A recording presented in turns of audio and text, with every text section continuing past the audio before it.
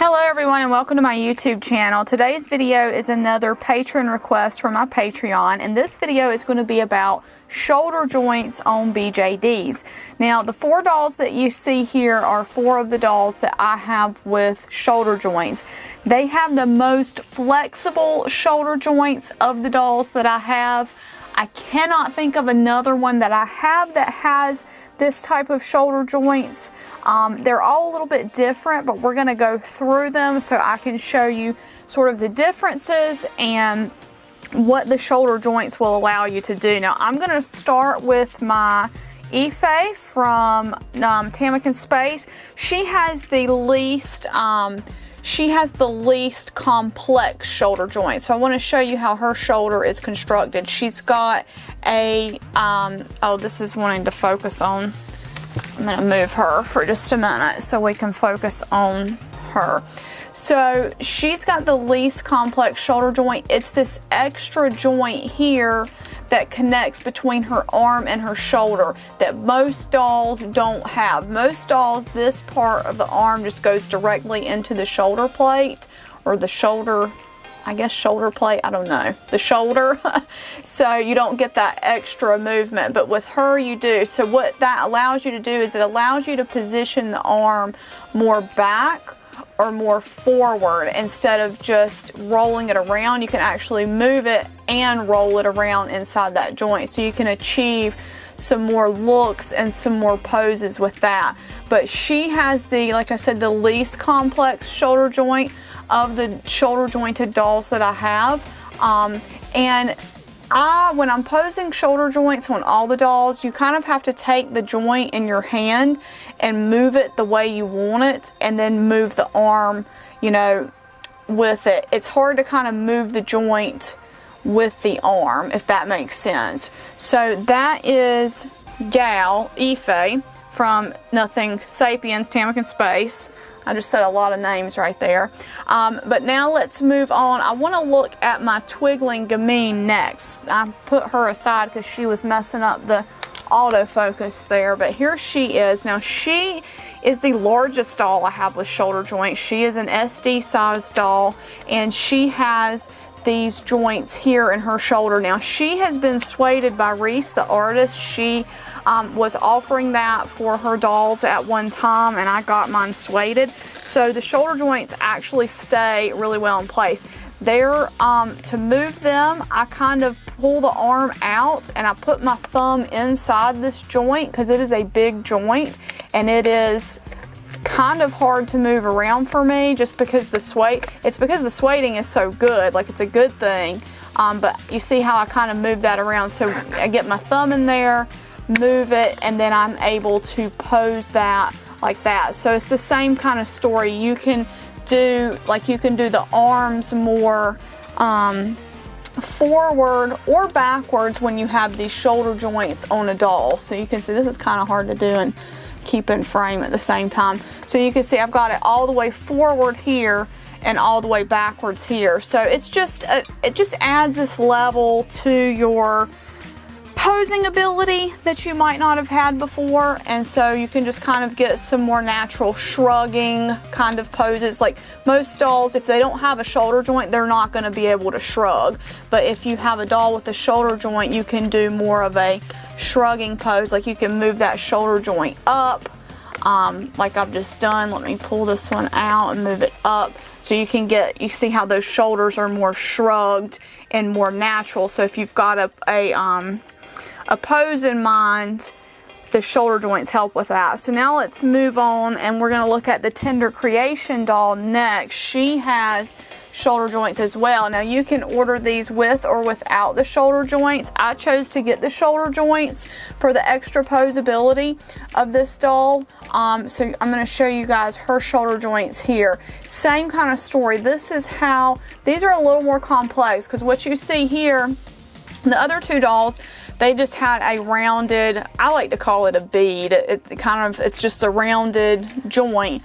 But this is actually, it's got sculpting, the shoulder sculpted. You've got that collarbone in there sculpted into the shoulder. And, you know, just this wide range of motion. All of these dolls are sculpted after either fashion models or celebrities. I actually don't know who this doll is designed after. I kind of like it that way. I kind of don't want to know, but anyway. So you want to have that fashion model ability for the doll to, you know, move her arms and do like the different kind of fashion poses. Like, I've seen some amazing pictures that people take with these dolls. I'm not a great photographer, but I do enjoy spending time, you know, trying to get them posed and doing different things with the posing. Now, these dolls are also sueded, so you can see how I use my thumb to kind of move that shoulder joint around. So, and it's just, you know, you want to do it carefully. This doll's also body blushed, so as you move it around with the body blushing, you're eventually going to wear that blushing out, both from touching it and from just having it move inside the joint. Now, I don't wear gloves. If I wore gloves, it would preserve it longer, but I don't like to wear gloves with my dolls because I buy them to enjoy, as I've said. But anyway, so, you know, that's her shoulder joint. We're getting a little more complex here, and of course these dolls cost more, so that's the thing. As the joint gets more complex, it's got more sculpting and more detail to it, you're getting a more expensive doll, so you're moving up. Now, the doll I have with the most complex shoulder joints, and also what I consider the best shoulder joints, is Loki. She's a 3rd generation Pasha Pasha. I also have a 2nd gen, but I just wanted to show you guys the 3rd gen for right now. So here we've got a shoulder. It's got the sculpting on it.